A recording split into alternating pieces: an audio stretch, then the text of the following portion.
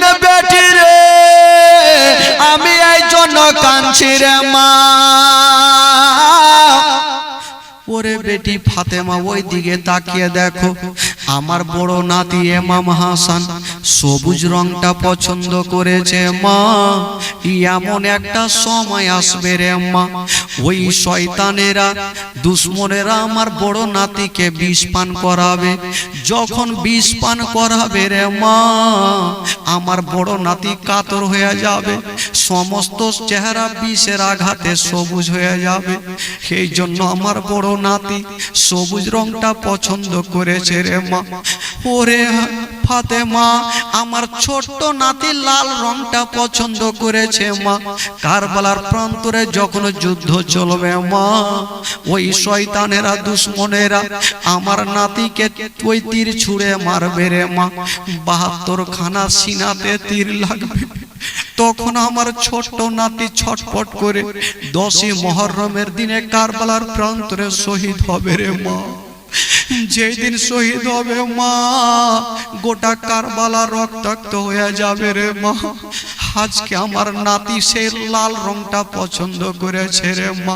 দুই কাঁধেতে চেপে আছে না আমার হাসান ও হোসাইন, ধীরে ধীরে চলেন নবী ঈদগাহর ময়দান। দুই কাঁধেতে চেপে আছে না আমার হাসান ও হোসাইন, ধীরে ধীরে চলেন নবী ঈদগাহর ময়দান। ও কাল সকালে ঈদের নামাজ পড়বো মা জননী, আরে এখনো কি নতুন পোশাক কেনা মোদের হয়নি? সুবহানাল্লাহ, জোরে বলুন সুবহানাল্লাহ। সকালে ঈদের নামাজ পড়বো মা জননী, এখনো কি নতুন পোশাক কেনা মোদের হয়নি? কেনা মোদের হয়নি?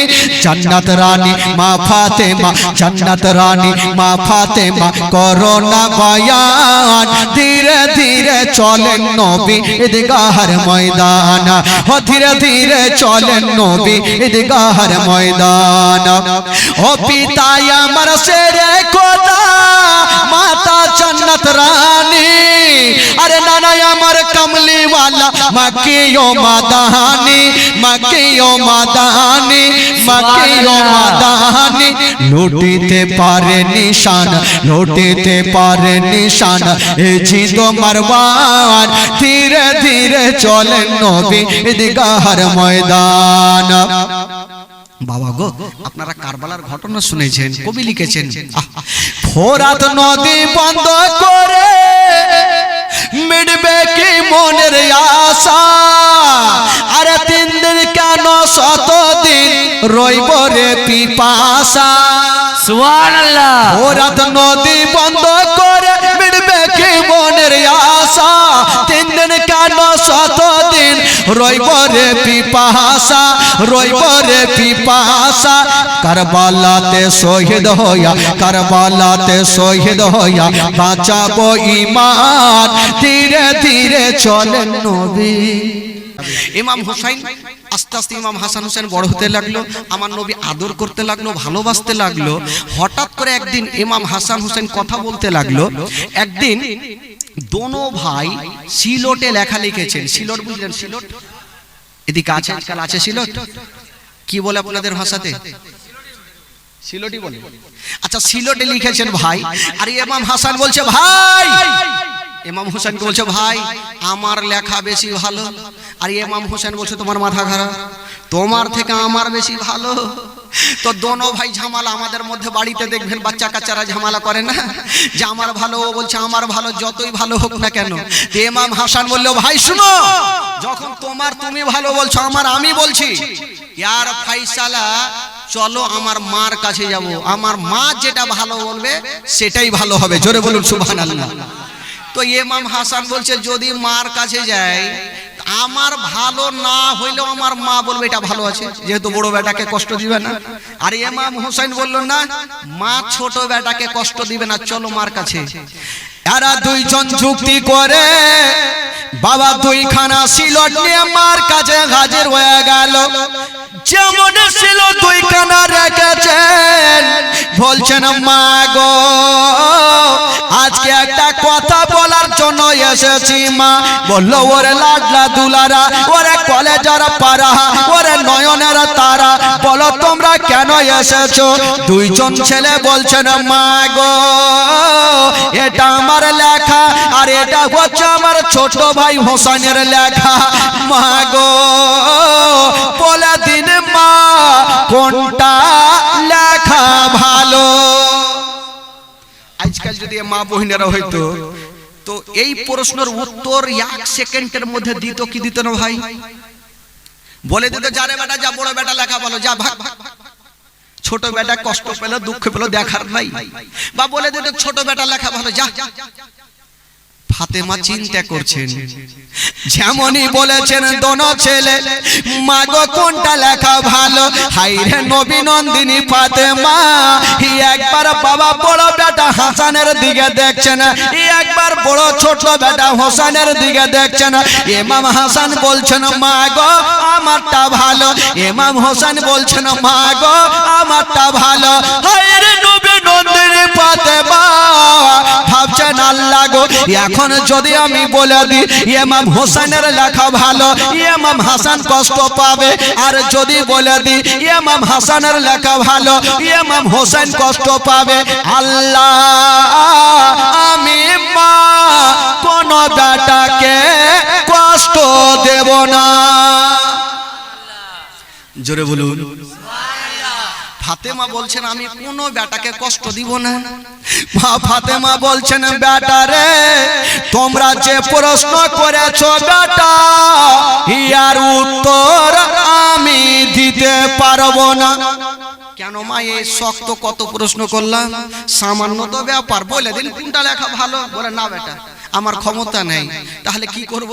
বলে বেটা যদি এই প্রশ্নের উত্তর নিতে চাও তবে একজনই দিতে পারবে। সেটা কে? বলে সেটা হলো তোমার বাবা শেরে খোদা আলী। জোরে বলুন সুবহানাল্লাহ। এরা দুজন ভাবছে বাপের কাছে যখন উত্তর পাবো তো তাহলে যাই। এরা দুইজন যুক্তি করে আবার দুইখানা সিলট নিয়ে পৌঁছে গেলেন শেরে খোদা আলীর কাছে। বলছেন আব্বা গো আমরা মায়ের কাছে গিয়েছিলাম, মা উত্তর দিতে পারে নাই।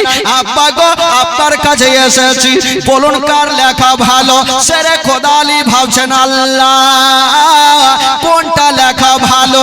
ফাতেমা উত্তর কেন দেয়নি বুঝে গেছেন আলী এখন যদি ছোট বেটার ভালো বলি তবে বড় বেটা কষ্ট পাবে, আরে বড় বেটার ভালো বললে ছোট বেটা কষ্ট পাবে। শেরে খোদা আলী বলছেন বেটা রে এই প্রশ্নের উত্তর তোমার মা দিতে পারেনি, আমিও দিতে পারবো না। জোরে বলুন। বলে পারবো না বেটা, তাহলে আব্বা কি করবো? এই প্রশ্ন কি গ্রামে গ্রামে ঘুরে বেড়াবো? বলে না রে বেটা এই প্রশ্নের উত্তর একজনই দিতে পারবে, কারণ উনার দরবার থেকে কোনো প্রশ্নের উত্তর খালি যায় না। সেটা কে? বলে সেটা হলো তোমার নানা নবী মুস্তাফা। জোরে বলুন সুবহানাল্লাহ। এরা দুজন যুক্তি করে গুটি গুটি পাই আবার নানার সামনে হাজির। নানা নানা গো ও নানা আজকে মা পারলো না আব্বা পারলো না, নানা আপনার কাছে পাঠিয়ে দেন কোনটা লেখা ভালো। আচ্ছা বলুন তো এই প্রশ্নের উত্তর আমার নবী দিতে পারবে কি পারবে না ভাই? একটু জোরে বলুন। পারবে। বাবা গো আমার নবী একটু মাথাটাকে নিচে করে আছেন যে আমি কার ভালো বলবো। এখন যদি ইমাম হাসানের ভালো বলি ইমাম হোসেন বলবে না না তাহলে আমাকে ভালোবাসে না, তাই আমারটা বললো না। কোনটা ভালো বলবো? আমার নবী মাথাটা একটু নিচে করে আছে।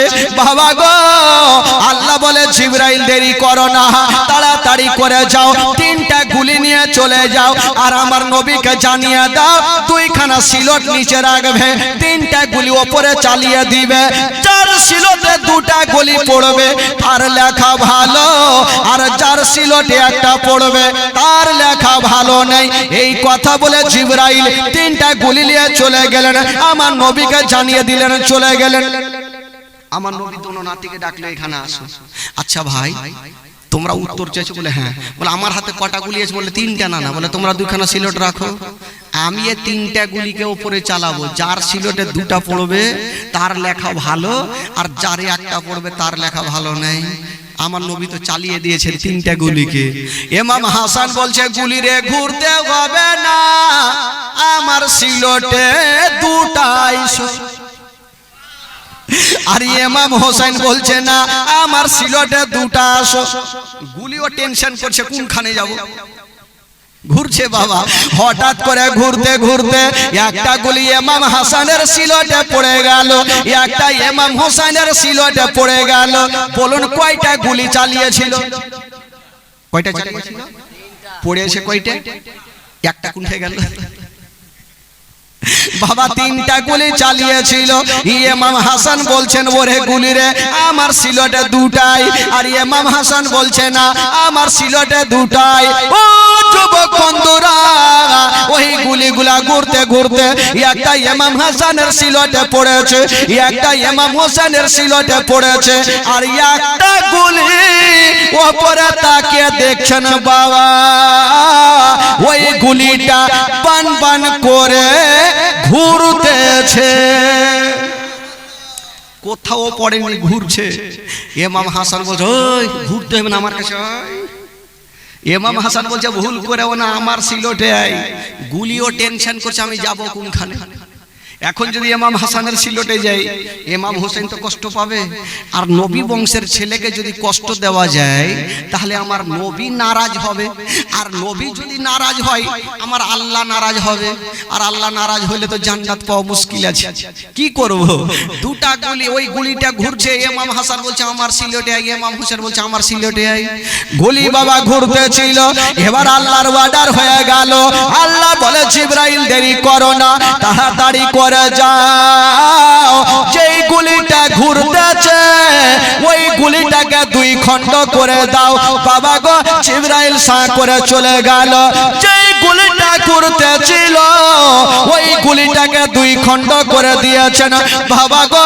অর্ধেকটা ইমাম হাসানের সিলেটে, অর্ধেকটা ইমাম হোসেনের সিলেটে। আমার নবী বলছেন ওরে নাতিরা তোমাদের উত্তর হয়ে গেছে। বলল না নাকি? বলছে নাতিরা তোমাদের লেখা একই সমান। জোরে বলুন, তোমাদের লেখা একই সমান। এই জন্য তো কবি লিখেছেন বাবা, একবার মহব্বতে বলুন তো সুবহানাল্লাহ, আরো জোরে। আচ্ছা আপনারা কি বাড়িতে ঝগড়া করে এসেছেন নাকি? আপনাদের মুখ থেকে সুবহানাল্লাহ বাড়াই না কেন? একবার গোটা মাজমা দুই হাত তুলে বলুন তো সুবহানাল্লাহ। কিছু লোক আবার হাফ পেটেল চাড়ছে কেন ভাই? জালসা চলাকালীন চোখ বন্ধ করে জালসা শুনলে মুশকিল আছে। জালসা করছে, বক্তাও ভাবছে কেউ তো শুনে না, চোখ বন্ধ করছে, 1 ঘন্টা পর খুলছে তো কেউ নেই। একটা লোক বসে আছে বলে বাবারে তুমি ছাড়া জালসা কেউই বুঝেনি, যদি বুঝতো তাহলে সবাই থাকতো। বলে ধুর মৌলানা সাহেব আপনার জালসা শুনতে বসে নেই, আপনি যে চেয়ারে বসে আছেন ওটা আমারই বাড়ি নিয়ে যাওয়ার জন্য বসে আছে। তো ওই রকম চোখ বন্ধ করলে তো মুশকিল আছে ভাই, চোখটা খোলা রাখেন। তাহলে একটু চলুন একটু মদিনা থেকে আমরা ঘুরে আসি। যারা যারা মদিনা যাবেন একটু হাত তুলে দেখান তো। মাশাআল্লাহ, সবাই মদিনা যাবেন? আরে টাকা নাই তো কি আছে, দিল তো আছে। টাকা লাগে না, লাগে দিল।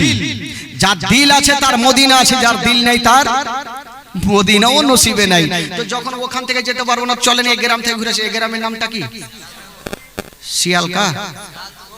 শিয়াল তোর বাপের কালে নাম শুনিনি। শিয়াল মনে হয় খুবই আছে নাকি? আল্লাহ, যে নাম একটা শুনেছি ভাই, শিয়াল তোর, মানে শিয়াল আমার নাই তোর। ভালো হলো, কালকে ওখানে বলবো জীবনীতে পরশুদিন। বেরাদারান ইসলাম বন্ধুগণ, তবে চলেন শিয়ালতোর থেকে মদিনা ঘুরে আসি। নামটা যতদিন থাকবে ততদিন মনে মনে হাসিও লাগবে ভাই। চলেন ঘুরে আসি। আমার ভালো লাগে না আমি যাব মদিনা, আমার ভালো লাগে না আমি যাব মদিনা। গোটা মাজমা আমার সঙ্গে পড়েন, যদি গুনাহ হয় আমাকে দিবেন, আর নেকি যদি হয় আপনারা ভাগযোগ করে বাইটা নেবেন। পড়েন আমার সাথে। আমার ভালো লাগে না আমি যাব মদিনা, আমার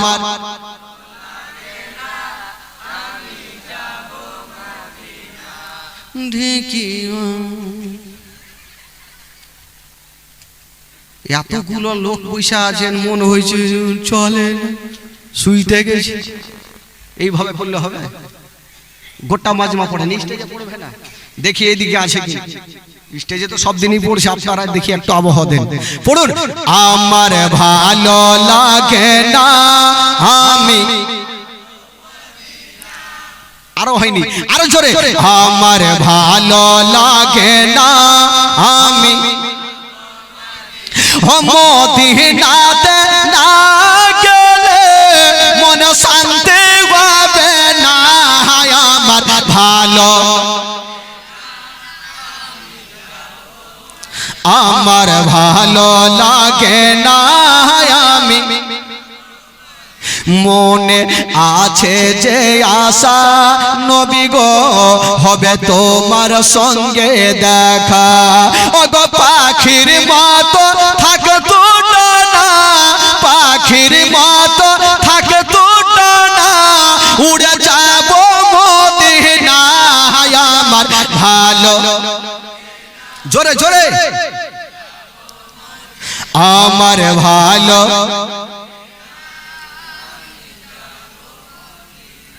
আমি তো ভাবছি আমি কবরস্থানে জালসা করছি, ওইখানে যেমন কহে না এখানেও কহে না। ঝগড়া যদি লেগে যায় তাহলে আওয়াজ তো এখান থেকে একদম পৌঁছে গেল, কি বলে ওই শালিমার হাট না কি বলছে একটা পানি শালা, এইগুলাতে তো ভালো চলে না। আপনাদের কেন এরকম আওয়াজ ভাই? একটু মোহব্বত দেন, দিল লাগান, জোরে পড়ুন, আমার ভালো লাগে না, হয়েছে একটু দিয়েছে, ই বাঁধিয়ের সাথে আমি বাঁধিয়ে ভাই পাক্কা বাঁধিয়ে, আর বাঁধিয়ের সাথে কেউ পারবে না, বুঝতে পারছেন? আমি মানি, আমার হাইসা মানে না, একটু মাইডালেন ভাই, একটু যুদ্ধ লাগান, আমার ভালো লাগে না মদিনাতে না গেলে মনে শান্তি হবে না, আমার ভালো, পাঁচ ওয়াক্ত নামাজ যারা করিবেন আদায়, পাঁচ ওয়াক্ত নামাজ যারা করিবেন আদায়, ওগো নামাজ না পড়লে পরে নেকি মিলবে না, আমার ভালো, আমার ভালো লাগে না, জোরে বলুন না সুবহানাল্লাহ, আর মোহব্বতে বলুন। বাবা গো, একদিন ফাতেমাতুজ জাহরা, একটু শুনেন ভাই জীবন, মা ফাতেমাতুজ জাহরা একদিন জায়নামাজ বিছিয়েছেন। আচ্ছা বলুন তো ভাই, জায়নামাজ যখন বিছাই, সেটা জায়নামাজ কিসের জন্য বিছাই বাবা? নামাজের জন্য, ইবাদত করার জন্য, তাই তো? তো জায়নামাজ যখন বিছিয়েছেন, বিছিয়ে শুধু বাইরে এসছেন, আর ছোট ছেলে ইমাম হাসান হোসেন দৌড়াতে দৌড়াতে গিয়ে জায়নামাজে বসে গেলেন। ফাতেমা বলছেন, বেটা এটা জায়নামাজ খেলার জন্য না বেটা, এটা জায়নামাজ এমনিতে না। বলে মা আমরাও জানি। কি জানো রে বেটা? বলছেন মা আমরা জানি মা, এই জায়নামাজ হচ্ছে ইবাদত করার জন্য। জোরে বলুন সুবহানাল্লাহ। বলছে হারে বেটা, তোরা যখন জানিস যে এটা ইবাদত করার জন্য, তবে বসলি কেন বেটা? দোনো ছেলে বলছেন মা গো, আমরা জায়নামাজ বসেছি মা একটা উদ্দেশ্য নিয়া। বলছেন বেটা কি? বলছেন মা গো আমরা জায়নামাজে বসেছি মা একটা কথা বলার জন্য। বলছেন কি কথা? বলছেন মা গো আমরা কি অনেক গরিব হয়ে গেছি মা। ফাতেমা বলছেন বেটা এই গরিব কথাটা মুখে কেন আসলো রে বেটা? কি এমন হয়েছে বলো? দোনো ছেলে বলছেন মা গো বাবা শুনেন এই ঘটনা যখন বইয়ে পড়েছিলাম বাবা চোখের পানি ধরে রাখতে পারিনি। মা গো শুনেন মা জীবনী কাকে বলে? দোনো ছেলে বলছেন মা গো আমরা কি অনেক গরিব হয়ে গেছি মা। বলছেন বেটা কেন? বলছেন মা গো কালকে ঈদের নামাজ মা, অন্য অন্য ছেলেরা নতুন জামা পরে ঈদগাহ ময়দানে যাবে, আর আমরা নবীর নাতি হইয়া আমরা কি নতুন পোশাক পাবো না, তাই আমরা গরিব হয়ে গেছে। হায়রে নবী নন্দিনী ফাতেমা বলেছিলেন ওরে লাডলা দুলারা, ওরে কলেজার পারা, তোমরা চিন্তা করো না বেটা, আমি তোমার মা কথা দিলাম বেটা, কালকে ঈদের নামাজের আগে আগে তোমাদের নতুন পোশাক তৈরি হবে বেটা। দোনো ছেলে বলছে না মা এটা কেমন কথা বলছো, কালকে সবাই নতুন নতুন জামা পরে রেডি, সবারই তৈরি হয়ে গেছে মা, আর তুমি বলছো কালকে নতুন পোশাক কোথায় থেকে পাবো। ফাতেমা বলছেন বেটা চিন্তা করো না, ফাতেমা বলছে বেটা চিন্তা করো না, আমি তোমার মা যেখান থেকে হয় তোমাদের নতুন পোশাক দিব বেটা। দোনো ছেলে বলেছিলেন মা গো যদি নতুন পোশাক না পাই তাহলে কি হবে মা। বলছে বেটা রে তোমরা চলে যাও বেটা। বাবা গো ঈদের নামাজ যখন আসে ভাই, ঈদের আগে আগে সবারই বাচ্চাদের নতুন পোশাক বাপ মারা তৈরি করে দেয়। ফাতেমা বলছেন বেটা চিন্তা করো না, তোমাদের ঈদের নামাজের আগে আগে নতুন পোশাক তৈরি হয়ে যাবে বেটা। দোনো ছেলে বলেছিলেন মা গো এমন কোন টেলার আছে মা, এত এমার্জেন্সি পোশাক দিবে মা।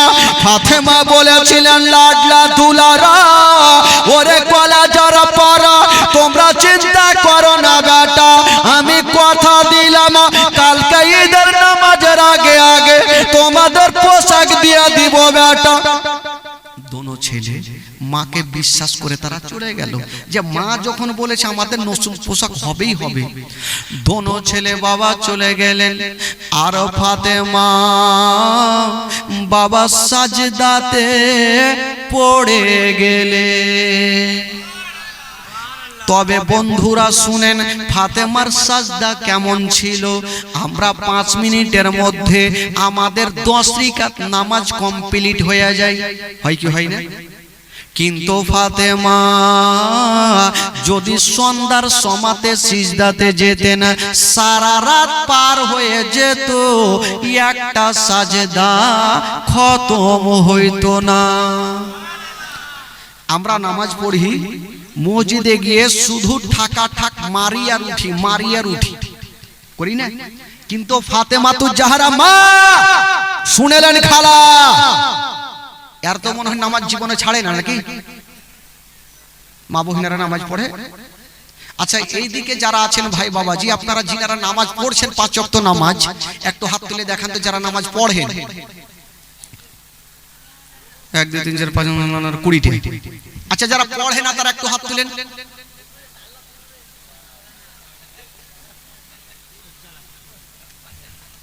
না এই দিকে না ওই দিকে, মানে সব দিকে মাওলানা সাহেব জালসা শুনবো, জীবনী শুনবো, বক্তাদের ভুল ধরবো, ইমামের ভুল ধরবো, কিনা নামাজ পড়বো না। এখনো এমন যুগে মুসলমান আছে ভাই, নামাজ কাকে বলে ওইটা ও বুঝে না। একটা জোলহা জানেন, শ্বশুর বাড়ি গেছে, এদিকে জোলহা আছে ভাই, জোলহা আছে কোনঠে আছে? আশেপাশে আছে না দূরে আছে? আচ্ছা একটা লোক শ্বশুর বাড়ি গেছে ভাই, ওর নামাজ বুঝে না, তো শুক্রবারের দিন ওর শালা বলছে এই বহনু, বলে কি হলো রে শালা? বলছে বহনু আজকে শুক্রবার নামাজ পড়তে চলো। বলে মাথা খারাপ, নামাজ কেমন আমি বুঝি না। দেখেন ভাই মুসলমানের ঘরে জন্ম হয়ে লোকটা বলছে আমি নামাজ বুঝি না। তো শালা ভাবলো, শালা বলেন আপনাদের কি বলে, যে শালা জামাইদাতে কি বলে আপনাদের? শালাই বলছেন নাকি? বলে এই শালা চিন্তা নাই, মসজিদে চলো, যে যেমন করবে দেখা দেখি তুমিও করে লিও। বলে এরকম নামাজ? বললে হ্যাঁ। চলে গেছে ভাই শুক্রবারে প্রথম রিকাতে ইমাম সাহেবের পিছনে দাঁড়িয়েছে। ইমাম সাহেবের মাত্র 2টা দাঁত ছিল, বেচারা বয়স্ক ইমাম। নামাজ শুরু করেছে, সালা বলে নিয়ে গেছে যে যা করবে তোমাকেও করতে হবে। প্রথম রিকাতে সাজদা থেকে মাথা তুলতে যাবে, ওই মোটা বুদ্ধার পাছাতে কার একটু মাথার টুপি লেগে গেছে। ই ভাবলে যে সালা বলেছে যে যা করবে করতে হবে, আমার পাছাতে কে মারলে আমি ফের কাছে পাছাতে মারবো। ভাবছে সামনে দুটা দাঁতওয়ালা ইমাম, ইয়াকে হুঁড়াইতে হবে। এমন ভাবে দিলে তুইলে আছাড় মেরা দাঁত দুটাই ভেঙে দিলে, ডান দিকে হুঁড়া মারছে। এই বহু ই ভাবছে ফের মনে হয় ইয়ারাকে দিতে হবে, এমন ভাবে দিলে ওরা উল্টে গেল। তো এরকম তো মুসলমান ভাই, নামাজ কাকে বলে বুঝি না। এই যে কিছু কিছু লোক আছে ভাই, নামাজ সবারই জন্য। আপনি অসুস্থ আছেন, বসে নামাজ পড়েন, বসে পারছেন না শুয়ে নামাজ পড়েন, শুয়ে পারছেন না ইশারাতে নামাজ পড়েন, কিন্তু নামাজ মাপ নেই। আজকাল কিছু কিছু লোক বলবে মৌলানাকে জীবনী করতে বলেছি, দেখেছি তো নামাজের কথা কেন শুরু করলো। ভাই খবরদার, প্রথম আপনার কাজ হলো নামাজ পড়া। আপনি নামাজ পড়েন যদি, আপনার কয়েকটা উপকার আছে। কেন? কারণ মিথ্যা কথা বলা থেকে আপনাকে দূরে থাকতে হবে। কারণ যখন আপনি নামাজ পড়েন, আপনি মিথ্যা কথা বলতেও দ্বিধাবোধ করবেন যে আপনি নামাজ পড়ি কি করে করব। নামাজ পড়বেন ডক্টরের বাড়িতে, যেটা অসুস্থ সারে না, আপনি দিনে 5 ওয়াক্ত নামাজ এই যে উঠা বসা করে পড়বেন, দেখবেন আপনার এক্সারসাইজ হয়ে আপনার সমস্ত অসুখ দূর হবে। জোরে বলেন সুবহানাল্লাহ। নামাজ মাপ নাই ভাই। ফাতেমাতুজ জাহরা সন্ধ্যাতে সাজদাতে পড়তেন, সকাল হয়ে যেত ফাতেমাতুজ জাহরার একটা সাজদা খতম হইতো না। জোরে বলুন। তো ফাতেমাতুজ জাহরা চিন্তা করছেন, আমার দোনো বেটাকে আমি বলেছি সকাল বেলাতে ঈদের নামাজের পোশাক দিব, নতুন পোশাক, কিন্তু পাবো কোথায়? বেরাদার বন্ধগণ, বাবাজি আমার শুনুন, মা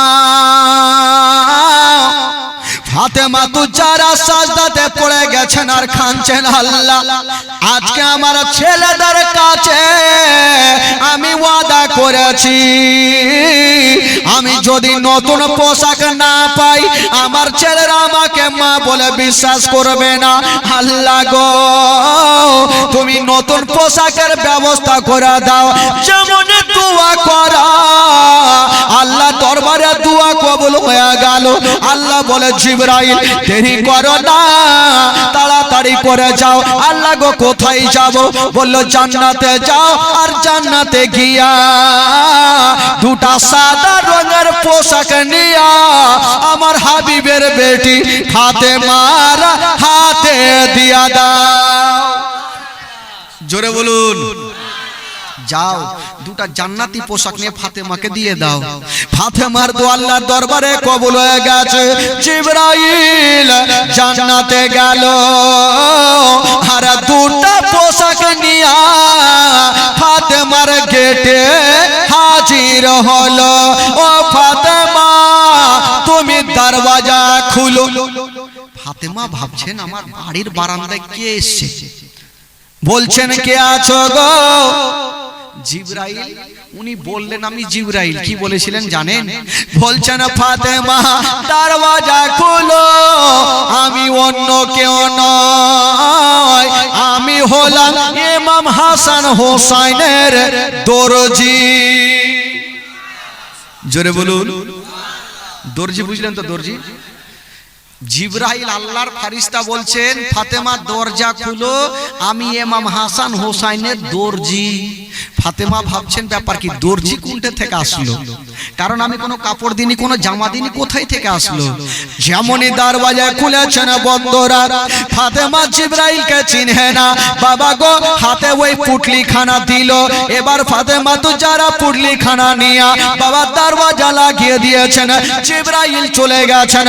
হায় রে নবে নন্দিনী ফাতেমা যেমনই বিসমিল্লাহ বলে বাবা গো ওই পুটলি খানা খুলেছেন, দেখছে অন্য কিছু নাই, দুটা সাদা রঙের পোশাক ধরা আছে।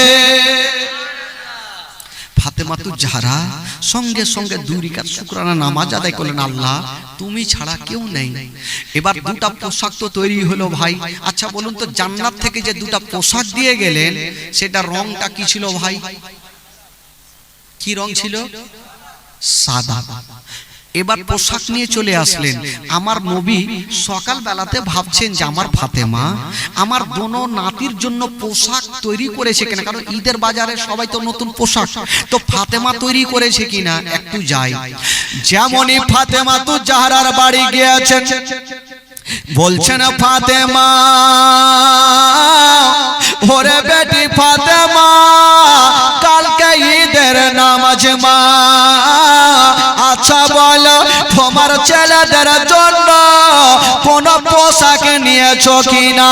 যেমন এই কথা বলতে নাই ফাতেমা বলছেন আব্বা, ওই যে তাকিয়ে দেখেন আব্বা, দুটা পোশাক দেখা যায়। আমার নবী যেমনই দেখেছেন বন্ধুরা, বলছেন ফাতেমা বলো রে মা বলো, ওই পোশাক তুমি কোথায় পেয়েছো? ওটা দুনিয়ার পোশাক নাই রে মা, ওরে নব্বেটি ফাতেমা, ওটা পোশাক হইল জান্নাতি পোশাক। ফাতেমা বলছেন আব্বা আমাকে সকাল সকাল একজন দিয়ে গেছে। আমার নবী জিজ্ঞাসা করছেন ফাতেমা, যে পোশাকটা তোমাকে দিয়েছে মা, তাকে তুমি চিনহো? ফাতেমা বলছেন আমি আব্বা তাকে চিনহি না। বলছেন ফাতেমা, আমি যেমন সমস্ত নবীদের সরদার, যেই লোকটা তোমাকে পোশাক দিয়েছে মা, সেই লোকটা হলো সমস্ত ফারিস্তাদের সরদার। আমি যেমন সমস্ত নবীদের কমান্ডার, যেই লোকটা তোমাকে পোশাক দিয়েছে মা, সেই লোকটা হলো সমস্ত ফারিস্তাদের কমান্ডার, যার নাম হচ্ছে জিবরাইল। ফাতেমা বলছেন আব্বা সেটা তো বুঝলাম, আব্বা এবার আপনি আপনার নাতিকে আপনি নিজের হাতে পোশাকটা পরিয়ে দেন। আমার নবী যেমনই পোশাক পরাতে যাবে, একটু ধ্যান দেন মুসলমান যুবক বন্ধুরা, শুনেন ঘটনা। যেমনই পোশাক পরাতে যাবে মা, আল্লাহর অর্ডার হয়ে গেল, আল্লাহ জিবরাইল তাড়াতাড়ি করে আমার নবীকে জানিয়ে দাও, কারণ এখন সাদা রং আছে। আগে তার নাতিকে জিজ্ঞাসা করবে রং কোনটা নেবে, যে রংটা নিবে আমার নবীকে বলবে যেন এক চুল্লু পানি ছিটা মেরে দেবে, আমি আল্লাহ তার রংটা পরিবর্তন করে দিব। বাবা গো এই কথা বলতে নাই, জিবরাইল হাজির হয়ে গেল। বলছেন ইয়া রাসূলুল্লাহ, ইয়া হাবিবাল্লাহ, নবী গো আপনি পোশাক পরাবার আগে আপনারা দোনো নাতিকে জিজ্ঞাসা করুন। আচ্ছা ভাই আপনাদের ঘুম লাগছে নাকি? ঘুম লাগছে? আপনারা বিরক্ত হচ্ছেন নাকি? 12:30 হলো, আপনারা ভাবছেন যে মনে হয় 12টা দিকে ছাড়বে, তো ছেড়ে দেবো নাকি? আপনারা বললে শুনবেন তো? একবার মহব্বতে বলুন সুবহানাল্লাহ। কটা পর্যন্ত? 3টা পর্যন্ত? আগে মা আগে 3টা কেন, আমি ইচ্ছা করলে 5টা পর্যন্ত বলতে পারবো। জোরে বলুন সুবহানাল্লাহ। তাহলে ফজরের নামাজ পড়বেন সবাই তো? ওইটাতে নেই, ফজরের আজান যখন দিবে তখন নামাজ পড়তে যাবেন। আসসালাতু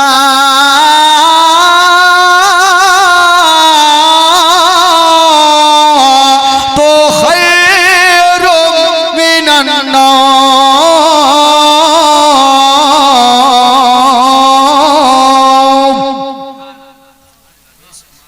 নামাজ পড়তে যাবে, সবই পড়বো, নামাজ পড়বো না ভাই। এবার আমার নবীকে আবার জিবরাইল ফেরেশতা বলে গেলেন, ইয়া রাসূলুল্লাহ আপনি পোশাক পরাবার আগে আপনার নাতিকে জিজ্ঞাসা করে নিন। যেমনই বন্ধুরা জিবরাইল আমার নবীকে বলে চলে গেলেন। বন্ধুরা আমার নবী ডাক দিচ্ছেন, ওরে আমার বড় নাতি ভাই আমার কাছে আসো। ইমাম হাসান চলে আসিল। ভাই হাসান বলো তুমি কোন রংটা পছন্দ করো? ওখানে দুটা সাদা রং রাখা আছে। ইমাম হাসান বলেছিলেন না না গো, আমি কালো নেব না, লাল নেব না, সাদা নেব না, না না গো আমি সব চাইতে সবুজ রংটা পছন্দ করি। কোন রংটা পছন্দ করেন? সবুজ রংটা। আমার নবী এক চুল্লু পানি ছিটা মারলেন, আল্লাহর হুকুমে সে সাদা জামা সবুজ হয়ে গেল, ইমাম হাসানের গায়ে পরিয়ে দিল। ইমাম হোসেনকে ডাক দিচ্ছেন, ভাই এবার তুমি আসো, বলো তুমি কোন রংটা পছন্দ করো। ইমাম হোসেন বলেছিলেন, না না গো, আমি কালো নেব না, সবুজ নেব না, হলুদ নেব না, না না গো, আমি সব চাইতে লাল রংটা পছন্দ করি। আমার নবী বাবা গো ওই পানি ছিটা মারলেন, ওই সাদা থপথপে জমা লাল হয়ে গেল, ইমাম হোসেনকে পরিয়ে দিল। ও যুবকেরা, একটা কথার উত্তর দেন। ঈদের নামাজের দিন যদি কোনো বাবা সন্তানকে পোশাক পরায়, ওই সন্তান যদি খুশি হয় তো বাবা খুশি হবে কি হবে না ভাই? সন্তানের খুশিতে বাবা খুশি, মার খুশিতে বাবা কি বলে, বাচ্চার খুশিতে মায়ের খুশি। যখন আমার নবী পোশাক পরালেন, দোনো নাতি কত আনন্দ করছেন, আমার নবীর খুশি হওয়া দরকার না ভাই? কিন্তু আমার নবী খুশি হলেন না। কেন? আমার নবীর চোখ দিয়ে যেন ঝরঝর করে পানি ঝরে গেল। আমার নবীর চোখ দিয়ে পানি ঝরে গেল। মা ফাতেমা দৌড়িয়ে এসে বলছেন, ইয়া রাসূলুল্লাহ, আপনি কাঁদছেন কেন? আজকে খুশির দিনে আপনার চোখে পানি কেন বলুন? বলছেন, বেটি ফাতেমা রে, আজকে আমি কেন কাঁদছি মা, যদি তোমাকে কথাটা বলে দিই তোমার পা থেকে জমিন সরে যাবে মা, তুমি সহ্য করতে পারবে না। ফাতেমা বাপের চোখের পানি মুছে দিয়ে বলছেন, আব্বা গো, আপনি কাঁদবেন না, বলুন আপনি পোশাক পরাবার আগে ভালো ছিলেন, পোশাক পরাবার পরে আপনি কেন কাঁদতে লাগলেন বলুন। আমার নবী বলছেন, ফাতেমা রে, আমি কেন কাঁদছি মা, এই কথাটা আমি তোমাকে বলবো না, কারণ যদি বলে দিই মা তুমি সহ্য করতে পারবে না রে মা, তোমার পা থেকে জমিন সরে যাবে। হাই রে নবী নন্দিনী ফাতেমা বলছেন, আব্বা, আব্বা গো, আপনি আমাকে তাড়াতাড়ি বলুন, নচেত আমার জীবনখানা বেরিয়ে যাবে। আব্বা গো, আপনার সব দুঃখের কথা আমি জানি, আপনি কত কষ্ট করেছেন আমি সব জানি। আব্বা গো, আজকে কেন বলবেন না, তাড়াতাড়ি করে বলুন আব্বা। তখন বলেছিলেন, ফাতেমা, তবে যখন শুনবে রে মা, একটু তুমি আমার কাছে আসো, তবে বলে দি মা, তুমি শুনছো মা, তুমি আর চোখের পানি ফেলবে না। বলছেন, আব্বা গো, বলুন আব্বা, কেন আপনার চোখ দিয়ে পানি ঝরছে গো আব্বা? বলেছিলেন, বেটি রে, আমি এই জন্য কাঁদছি রে মা। ওরে বেটি ফাতেমা, ওই দিকে তাকিয়ে দেখো, আমার বড় নাতি ইমাম হাসান সবুজ রংটা পছন্দ করেছে মা। এমন একটা সময় আসবে রে মা, ওই শয়তানেরা, দুশ্মনেরা আমার বড় নাতিকে বিষ পান করাবে। যখন বিষ পান করাবে রে মা, আমার বড় নাতি কাতর হয়ে যাবে, সমস্ত চেহারা বিষের আঘাতে সবুজ হয়ে যাবে। সেই জন্য আমার বড় নাতি সবুজ রংটা পছন্দ করেছে রে মা। ওরে ফাতেমা, আমার ছোট্ট নাতি লাল রংটা পছন্দ করেছে মা। কারবালার প্রান্তরে যখন যুদ্ধ চলবে মা, ওই শয়তানেরা, দুশ্মনেরা আমার নাতিকে ওই তীর ছুঁড়ে মারবে রে মা। ৭২ খানা সিনাতে তীর লাগবে। তখন আমার ছোট্ট নাতি ছটফট করে 10ই মুহররমের দিনে কারবালার প্রান্তরে শহীদ হবে রে মা। যেই দিন শহীদ হবে মা, গোটা কারবালা রক্তাক্ত হয়ে যাবে রে মা। আজকে আমার নাতি সেই লাল রংটা পছন্দ করেছে রে মা। কোন মা যদি এই কথা শুনে, বাবা গো, বলুন ওই মায়ের দিলখানা কেমন করবে?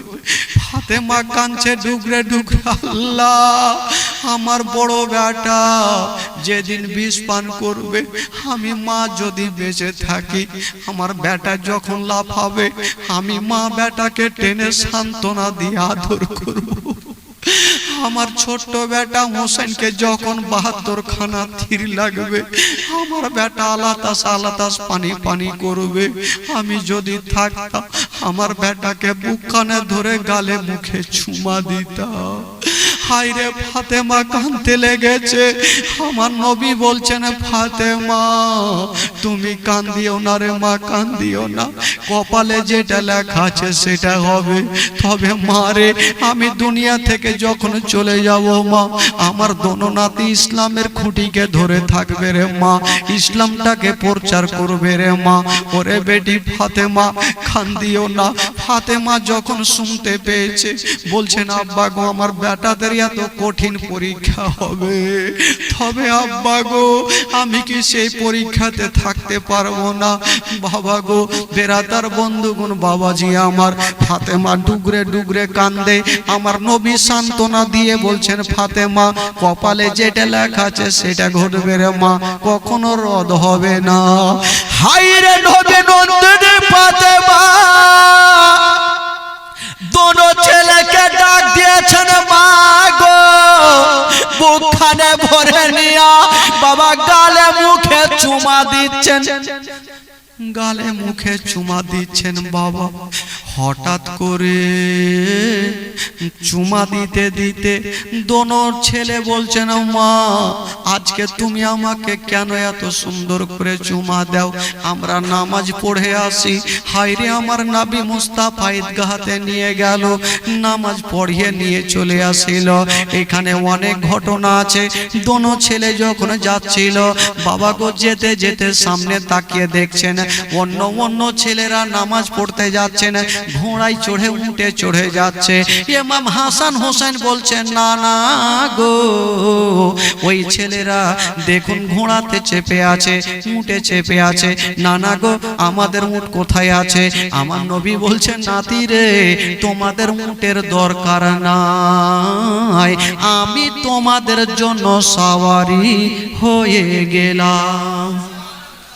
আমার নবী উভুর হয়ে গেলেন, যেইভাবে সাজদাতে যাই বন্ধুরা সেই মতো হয়ে গেলেন।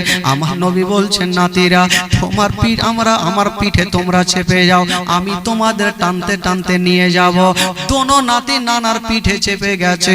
আমার নবী আস্তে আস্তে চলে যাচ্ছেন। বাবা ইমাম হোসেন বলছে, না না গো, আমরা তো সওয়ারি পেয়েছি, তবে না না আর একটা জিনিস দেখতে পাওয়া যায় না। বলছে, ভাই বলো কি? বলছে, না না ওই যে উনারা উঠে চেপে যাচ্ছে, যখন উঠকে জোরে চালাচ্ছে লাগাম থামছে না। না আমাদের হাতে লাগাম কোথায় আছে? আমাদের লাগাম কোথায় আছে? আমার নবী বলছেন, ওরে নাতেরা তোমাদের জন্য লাগাম লাগবে না। আমার নবীর চুল মোবারকা বড় বড় ছিল। বলছে, ভাই এক কাজ করো, তোমরা আমার চুলখানাকে মজবুত করে ধরে নাও। যদি তোমরা মনে করো তোমরা জোরে জোরে চালাবে, তখন তোমরা চুল জোরে জোরে টান দিবে, আমি তোমাদের নিয়ে আগে আগে যাব। আমার নবী জানে আজকে আমার চুলখানা তারা শক্ত করে ধরবে, তারা একদিন ইসলামের খুঁটিকে শক্ত করে ধরে থাকবে।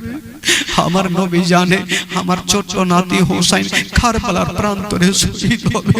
আমার ছোট নাতি হোসেন 72 খানা তীর খাবে। আমার নাতি হোসেন সেদিন কারবালার প্রান্তরে শহীদ হয়ে যাবে। বাবা গো, আমার নবী কোনো নাতিকে এই অবস্থায় নিয়ে যাচ্ছেন বাবা ঈদগাহ ময়দানে।